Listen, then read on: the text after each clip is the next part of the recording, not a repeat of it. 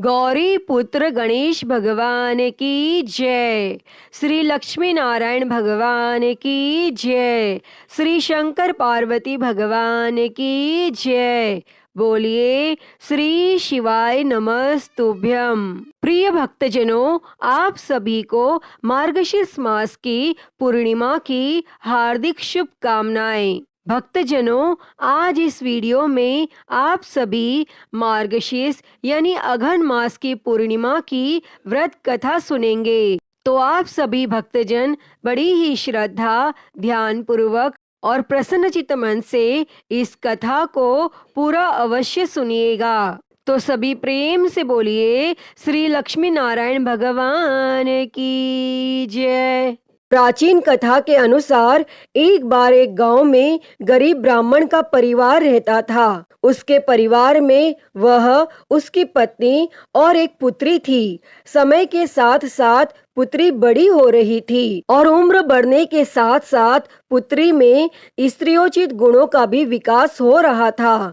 और ब्राह्मण की पुत्री बहुत ही सुंदर, संस्कारवान और गुणवान थी। लेकिन ब्राह्मण गरीब था, इसीलिए उसका विवाह नहीं कर पा रहा था। तब एक दिन की बात है कि उस ब्राह्मण के घर एक साधु आते हैं और जब वे उस कन्या के सेवा भाव को देखते हैं तो काफी प्रसन्न हो जाते हैं और उस कन्या को लंबी आयु का आशीर्वाद देते हुए कहते हैं कि इस कन्या की हथेली में विवाह की रेखा नहीं है। और तब यह सुनकर ब्राह्मण ने उस साधु से पूछा कि ऐसा क्या किया जाए कि जिससे कन्या का विवाह हो जाए। तब साधु ने काफी देर विचार किया और बताया कि थोड़ी दूर एक गांव में धोबिन जाति की सोना नाम की महिला अपने बेटे और बहू के साथ रहती है, जो बहुत ही संस्कार संपन्न और पति परायण है। और यदि आपकी बेटी उसकी सेवा करती है तो सोना महिला इसकी मांग में अपनी मांग का सिंदूर लगा दे तो उससे इसकी शादी हो सकती है। और साधु ने यह भी बताया कि वह महिला कहीं भी आती जाती नहीं है। तब यह बात सुनकर ब्राह्मण अपनी बेटी से धोबिन की सेवा करने के लिए कहता है। और यह सब सुनने के पश्चात अगले दिन ही कन्या धोबिन के घर पहुंचकर उसका सारा काम करने के बाद घर वापस आ जाती है। और तब एक दिन सोना धोबिन अपनी बहू से पूछने लगती है कि तुम तो सुबह सुबह जल्दी उठकर सारा काम कर लेती हो और मुझे पता भी नहीं चल पाता। तब बहू कहती है कि मैं सोच रही थी कि आप सारा घर का काम कर लेती हैं और मुझे नहीं पता चलता। अब दोनों सास बहू यह सोचने लगती है कि यदि हम घर का काम नहीं कर रहे तो घर का काम कौन करके चला जाता है।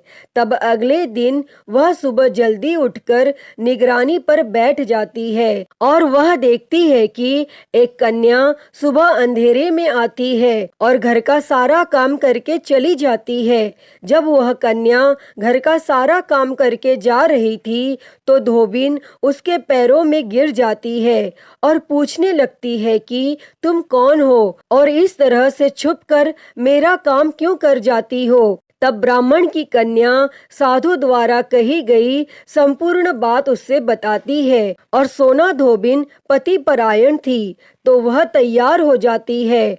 उस समय उसके पति थोड़े अस्वस्थ थे और वह ब्राह्मण की कन्या के साथ जाते समय अपनी बहू से कह जाती है कि मेरे लौटने तक घर ही रहना। और जब सोना धोबिन अपनी मांग का सिंदूर उस कन्या की मांग में लगाती है तो इससे उसका पति मर जाता है। और जैसे ही यह बात धोबिन को पता चली तो वह घर से यह सोचकर चलती है कि कहीं रास्ते में पीपल का पेड़ मिलेगा तो उसे भौंरी देकर और परिक्रमा करने के पश्चात ही वह जल ग्रहण करेगी, क्योंकि वह घर से निर्जला ही चली थी और उस दिन सोमवती अमावस्या का दिन था। तब ब्राह्मण के घर पहुंचने के पश्चात उसने पूरे पकवान नहीं खाए। उसकी जगह उसने ईंट के 108 बार टुकड़े करके पीपल के वृक्ष को 108 बार भौंरी देकर परिक्रमा की और उसके पश्चात ही जल ग्रहण किया। तब ऐसा करने से उसके पति फिर से जीवित हो गए और उसी दिन से सोमवती अमावस्या का महत्व स्थापित हो गया। पीपल के वृक्ष में देवों का वास होता है और जो भी व्यक्ति इस अमावस्या के दिन व्रत कथा को ध्यान से सुनता है अथवा पढ़ता है, भगवान निश्चित ही उसकी सभी मनोकामनाएं पूरी करते हैं। इसीलिए सोमवती अमावस्या के दिन से शुरू करके जो व्यक्ति हर अमावस्या के दिन भौंरी देता है उसके सुख और सौभाग्य में वृद्धि होती है।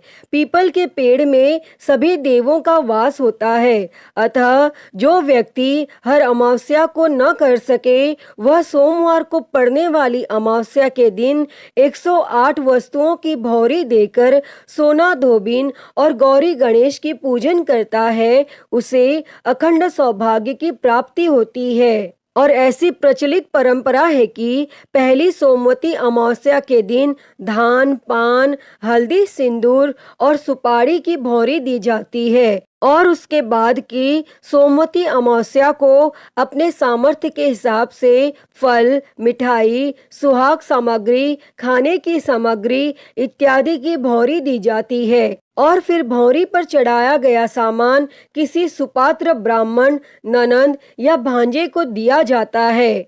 अतः हे शंकर पार्वती भगवान जी, इस कथा को कहते, सुनते और हुंकारा भरते सभी पर सदैव अपनी कृपा बनाए रखना, सभी को अखंड सुहाग देना। तो सभी प्रेम से बोलिए श्री शंकर पार्वती भगवान की जय। प्रिय भक्तजनों, आइए अब सुनते हैं सभी मनोकामनाओं को पूरी करने वाली अगली कथा। द्वापर युग में यशोदा माँ ने भगवान श्री कृष्ण से कहा, हे कृष्ण, तुम सारे संसार के उत्पन्न करता, पालनहारी और संहार करता हो। आज मुझे कोई ऐसा व्रत बताओ जिसको करने से मृत्यु लोक में भी स्त्रियों को विधवा होने का भय न रहे तथा यह व्रत सभी मनुष्यों की मनोकामना पूर्ण करने वाला हो। तब भगवान श्री कृष्ण कहने लगे, हे माता, तुमने अति सुंदर प्रश्न किया है। मैं तुम्हें ऐसे एक व्रत के बारे में विस्तार से बताता हूँ। सौभाग्य की प्राप्ति के लिए स्त्रियों को 32 पूर्णिमा व्रत करना चाहिए। इस व्रत को करने से स्त्रियों को सौभाग्य की प्राप्ति होती है। यह व्रत अत्यंत सौभाग्य देने वाला और भगवान शिव के प्रति भक्ति को बढ़ाने वाला है। तब यशोदा जी कहने लगी, हे कृष्ण, प्रथम इस व्रत को मृत्यु लोक में किसने किया था और इसके विषय में विस्तार से मुझे बताओ।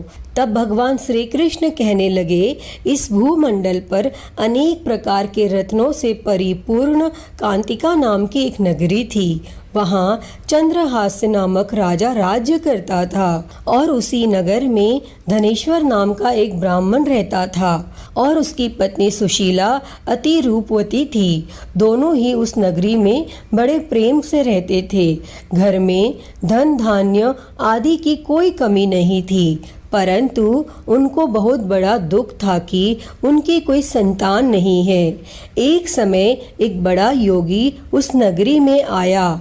वह योगी उस ब्राह्मण के घर को छोड़कर अन्य सभी घरों से भिक्षा लेकर भोजन किया करता था। वह रूपवती से कभी भिक्षा नहीं लेता था।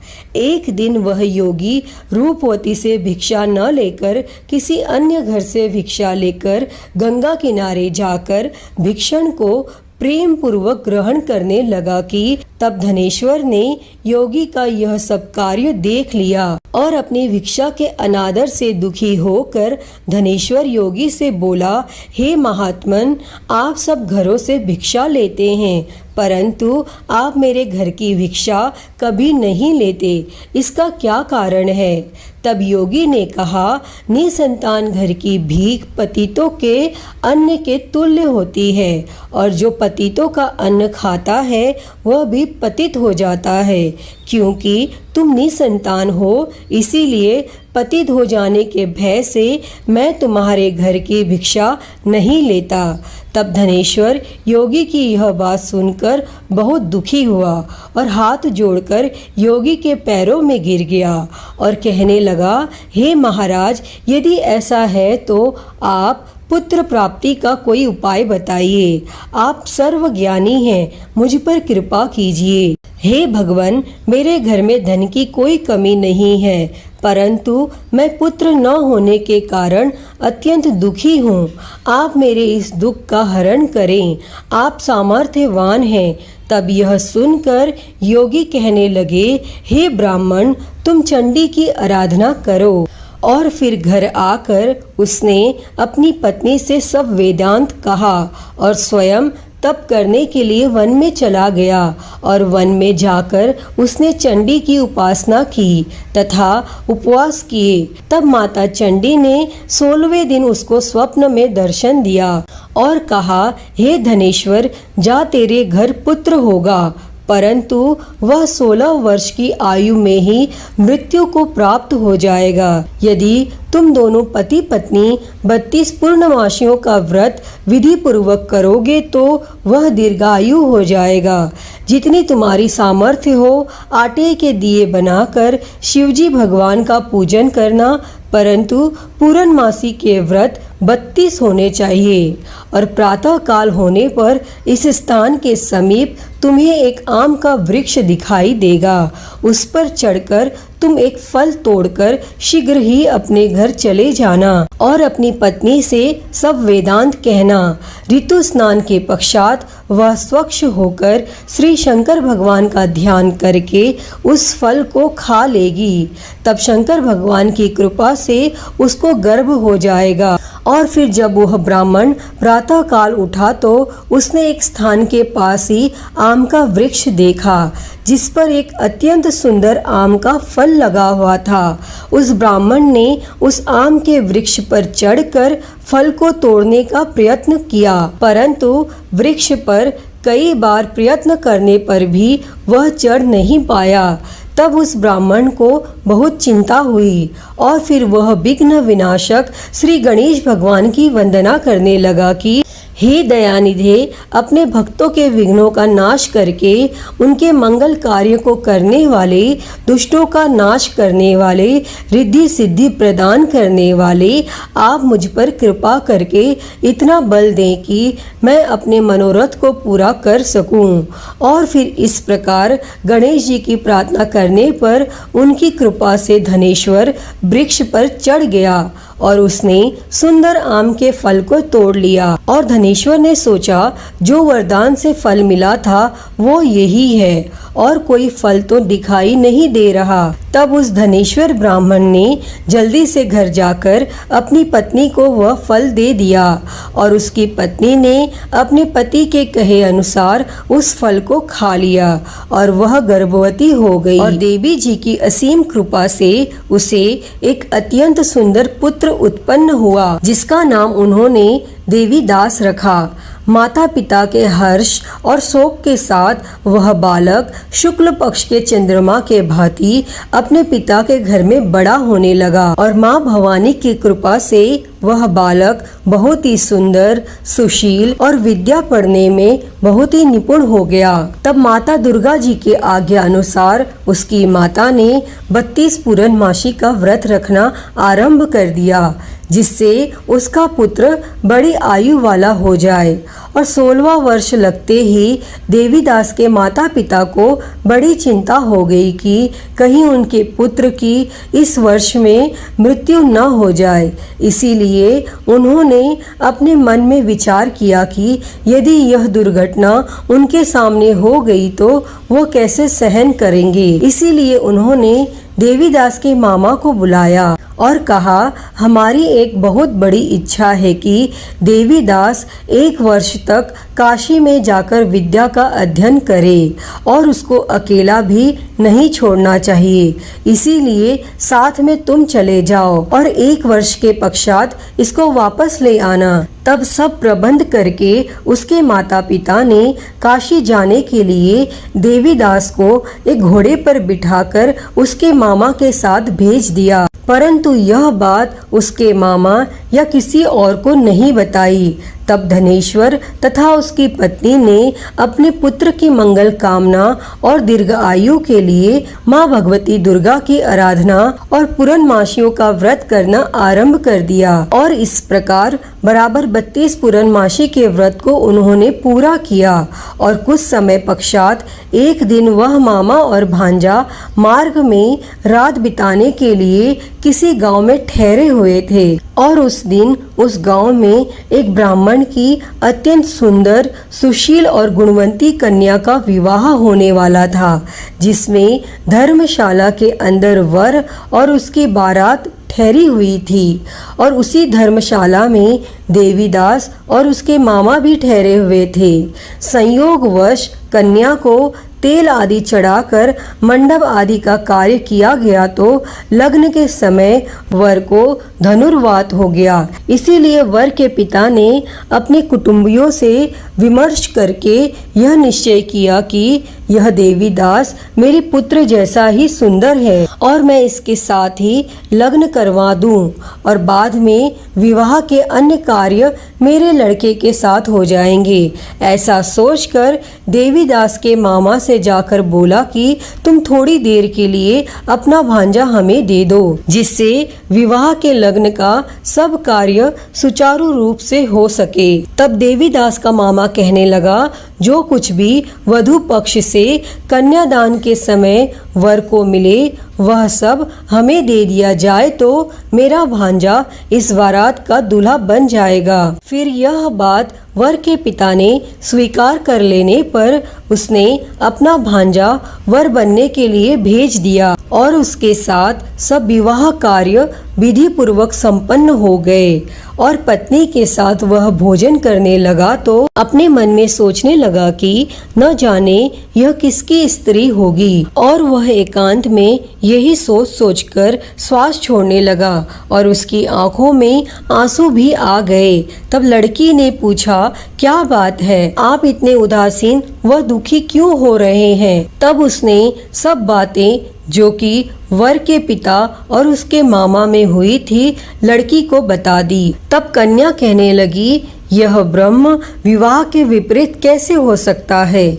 देव, ब्राह्मण और अग्नि के सामने मैंने आपको ही अपना पति माना है, इसीलिए आप ही मेरे पति हैं और मैं आपकी ही पत्नी रहूंगी, अन्य किसी की कदापि नहीं। तब देवीदास ने कहा, ऐसा मत करिए, क्योंकि मेरी आयु बहुत कम है और मेरे पश्चात आपकी क्या गति होगी, इन बातों को अच्छी तरह विचार कर लो। परंतु वह दृढ़ विचारों वाली लड़की थी। वह बोली, जो आपकी गति होगी वही मेरी गति होगी। हे स्वामी, आप उठिए और भोजन कीजिए, आप निश्चय ही भूखे होंगे। तब देवीदास और उसकी पत्नी ने भोजन किया तथा शेष रात्रि वह सोते रहे। और प्रातःकाल देवीदास ने अपनी पत्नी को 3 नगों से जड़ी हुई एक अंगूठी दी और एक रुमाल दिया और बोला, हे प्रिय, इसे लो और संकेत समझकर स्थिरचित हो जाओ। मेरा मरण और जीवन जानने के लिए एक पुष्प वाटिका बना लो और उसमें सुगंधित वाली एक नवमल्लिका लगाओ और उसको प्रतिदिन जल से सिंचा करो और आनंद के साथ खेलो कूदो और उत्सव मनाओ। जिस समय और जिस दिन मेरा प्रणात होगा यह फूल सूख जाएंगे और जब यह फिर से हरे हो जाए तो समझ लेना मैं जीवित हूँ। यह बात निश्चय करके समझ लेना, इसमें कोई भी संशय नहीं है। इतना कहकर देवीदास वहाँ से चला गया और प्रातः काल होते ही वहां पर बाजे बजने लगे। और जिस समय विवाह कार्य समाप्त करने के लिए वर तथा सब बाराती मंडप में आए तो कन्या ने वर को भली प्रकार से देखकर अपने पिता से कहा, यह मेरा पति नहीं है। मेरा पति वही है जिसके साथ रात्रि में मेरा पानी ग्रहण हुआ था। इसके साथ मेरा विवाह नहीं हुआ। यदि यह वही पुरुष है तो बताए कि मैंने इसको क्या दिया। और कन्यादान के समय जो आभूषण आदि दिए गए थे वह दिखाए, तथा रात में क्या गुप्त बातें मैंने इनसे कही वह सब सुनाए। तब पिता ने उसके कहे अनुसार वर को बुलाया। कन्या की यह सब बातें सुनकर वह कहने लगे, मैं कुछ भी नहीं जानता। और इसके पश्चात लज्जित होकर वह अपना छोटा सा मुंह लेकर चला गया और सारी बारात भी अपमानित होकर वहां से लौट गई। तब भगवान श्री कृष्ण बोले, हे माता, इस प्रकार देवीदास काशी विद्यार्थन के लिए चला गया। और कुछ समय बीत गया तो काल से प्रेरित होकर एक सर्प रात्रि के समय उसको डसने के लिए वहां पर आया और उस विषधर के प्रभाव से उसके शयन का स्थान चारों ओर से विष की ज्वाला में विषैला हो गया, परंतु व्रत के प्रभाव से उसको काट नहीं पाया, क्योंकि पहले ही उसकी माता ने 32 पूर्णमासी का व्रत रखा था। फिर इसके बाद मध्याह्न के समय स्वयं काल वहां आया और उसके शरीर से प्राणों को निकालने का प्रयत्न करने लगा, जिससे वह मूर्छित होकर पृथ्वी पर गिर गया। और उसी समय माता पार्वती के साथ भगवान शंकर वहां आ गए और उसको मूर्छित दशा में देखकर माता पार्वती जी ने शंकर भगवान से प्रार्थना की कि हे महाराज, इस बालक की माता ने पहले ही 32 पूर्णिमा का व्रत पूरा किया था, जिसके प्रभाव से आप इसको प्राणदान दे। तब माँ भवानी के कहने पर भक्त वत्सल भगवान शिव जी ने उसको प्राण दान दे दिया और इस व्रत के प्रभाव से काल को भी पीछे हटना पड़ा और देवीदास स्वस्थ होकर बैठ गया। और उधर उसकी पत्नी उसके काल की प्रतीक्षा किया करती थी। जब उसने देखा उस पुष्प वाटिका में पुष्प कुछ भी नहीं रहे तो उसको अत्यंत आश्चर्य हुआ, लेकिन जब वह जैसे ही हरे भरे हो गए तो वह जान गई कि अब उसका पति ठीक ठाक है, वह जीवित हो गया है। यह देखकर वो बहुत ही प्रसन्न हो उठी और अपने पिता से कहने लगी, पिताजी, मेरे पति जीवित हैं, आप उनको ढूंढिए। और फिर जब 16वां वर्ष व्यतीत हो गया तो देवीदास भी अपने मामा के साथ काशी से चल दिया। इधर उसके ससुर उसको ढूंढने के लिए अपने घर से जाने ही वाले थे कि वह दोनों मामा भांजा वहां पर आ गए और उनको आया हुआ देखकर उनके ससुर को बहुत ही प्रसन्नता हुई और वह उन्हें अपने घर ले गए। उस समय नगर के निवासी भी वहां इकट्ठे हो गए और सबने निश्चय किया कि अवश्य ही इसी बालक के साथ कन्या का विवाह हुआ था। और उस बालक को कन्या ने जब देखा तो पहचान लिया कि यह तो वही है जो संकेत करके गया था। तब उपरांत सब कहने लगे, भला हुआ यह आ गया, और सब नगरवासियों ने आनंद मनाया। और फिर कुछ दिनों बाद देवीदास अपनी पत्नी और मामा के साथ अपने ससुर के घर से बहुत सारे उपहार लेकर अपने माता पिता के घर की तरफ प्रस्थान किया। और जब वह अपने गांव के निकट पहुंच गए तो कई लोगों ने उसे देखकर उसके माता पिता को पहले ही खबर दे दी कि तुम्हारा पुत्र देवीदास अपनी पत्नी और मामा के सहित आ रहा है। तब ऐसा समाचार सुनकर माता पिता को विश्वास नहीं हुआ, परंतु जब और लोगों ने भी यही बात आकर उन्हें बताई तो उनको बड़ा आश्चर्य हुआ। लेकिन थोड़ी देर में देवीदास ने आकर अपने माता पिता के चरणों में अपना सर रख कर प्रणाम किया और उसकी पत्नी ने अपने सास ससुर के चरणों को स्पर्श किया तो माता पिता ने अपने पुत्र और पुत्र वधू को हृदय से लगा लिया और दोनों की आंखों में प्रेम अश्रु बह चले। और अपने पुत्र तथा पुत्र वधू के आने की खुशी में धनेश्वर ने बड़ा ही भारी उत्सव किया और ब्राह्मणों को दान दक्षिणा देकर प्रसन्न किया। तब भगवान श्री कृष्ण कहने लगे, इस प्रकार धनेश्वर 32 पूर्णमासियों के व्रत के प्रभाव से पुत्रवान हो गया। और जो भी स्त्रियां 32 पूर्णमासी के व्रत को करती हैं वे जन्म जन्मांतर में वैधव्य का दुख नहीं भोगती और सदैव सौभाग्यवती रहती हैं।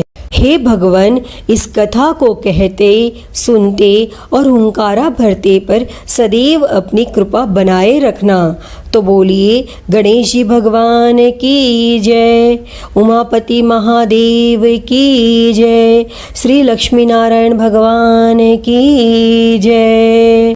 प्रिय भक्तजनों, तो मैं उम्मीद करती हूँ कि आपको आज की यह कथा पसंद आई होगी और अगर वीडियो अच्छी लगी हो तो इसे लाइक करें, ज़्यादा से ज़्यादा शेयर करें और हरिहर भक्ति चैनल को सब्सक्राइब कर नोटिफिकेशन बेल को ज़रूर ऑन कर लें। हर हर महादेव। धन्यवाद।